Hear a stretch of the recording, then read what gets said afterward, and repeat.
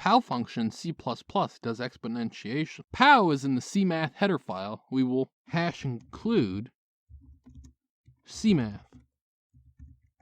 We will want to print our answer, so we will hash include IOStream as well as doing using namespace std.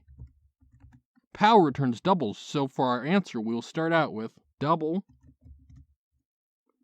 ants equals POW of 2 and 3.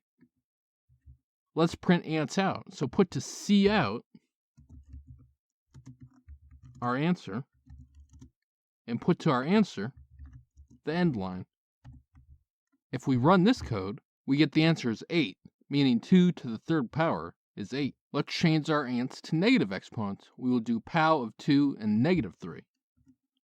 2 to the negative third power is the same as doing 1 over 2 to the third power. When we run the code, we get that the answer is 1/8.